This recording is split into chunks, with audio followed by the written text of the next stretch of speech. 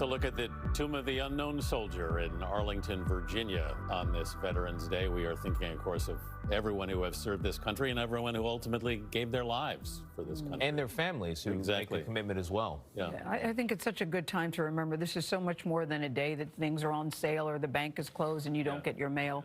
This is very important to acknowledge the people that have sacrificed for this country. There is no America without our soldiers. That's exactly right. So we say thank you on this day. Yes, we do. All right, welcome back to CBS This Morning. On this Veterans Day, a CBS News investigation reveals concerns about how some former service members are being treated for what's called the signature wound from the Iraq and Afghanistan wars. Since 2000, more than 400,000 U.S. service members have been diagnosed with a traumatic brain injury. But a whistleblower who spoke exclusively with CBS News says one VA hospital was dramatically underdiagnosing TBI, leading decorated veterans to be denied treatment with tragic results. Chief investigative correspondent Jim Axelrod is following the story. Jim, good morning.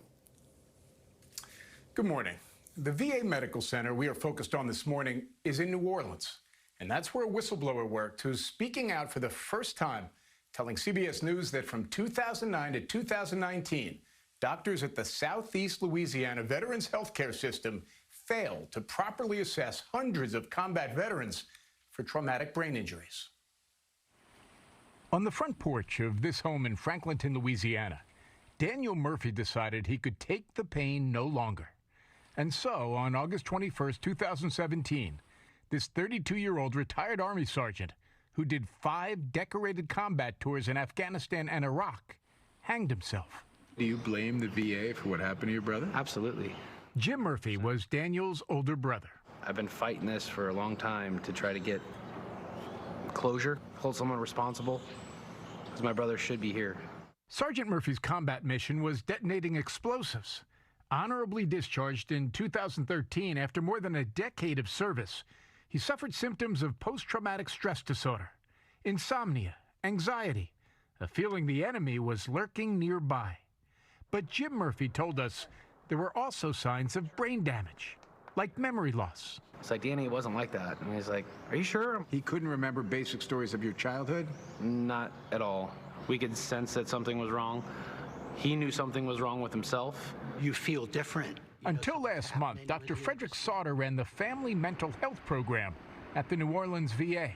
A psychologist with 3 decades treating vets with PTSD, Sauter grew suspicious in 2017 about the quality of care where he worked. I was noticing that many of them were having headaches, were having memory problems, things of that nature. Many of his patients with PTSD, a psychological condition, were also presenting symptoms of a TBI, a physical wound, but hadn't been diagnosed or treated for one. And I said, to myself, there's a problem. Department protocol requires all Iraq and Afghanistan vets to undergo a simple 4-question screen for TBI during their first visit to a VA facility. A positive screen leads to more evaluation. According to internal documents obtained by CBS News, 60 to 80% of vets who screen positive nationwide are ultimately diagnosed with TBI. But when Dr. Sauter dug into the data, he was alarmed. The number at the New Orleans VA, 18%. It was so deviant a number. I remember thinking I should just turn the computer off, forget what I've seen. Look away. Look away, and I couldn't do it. Instead, Sauter says he compiled a list of vets who had first screened positive for a possible TBI, but never got the VA-mandated follow-up. There were hundreds. These are people who need to be identified. They need to be brought into the VA, evaluated. It has to be explained to them what their problem is and what the risks are, and they need to receive special treatment from the VA. Nearly 600 vets had further evaluation conducted by this man, VA neuropsychologist Dr. John Mendoza. Sauter says Dr. Mendoza diagnosed TBI at a rate of 9%, lower than both the VA nationwide and the VA in New Orleans. 3 veterans told us Dr. Mendoza told them he, quote, didn't believe in traumatic brain injury.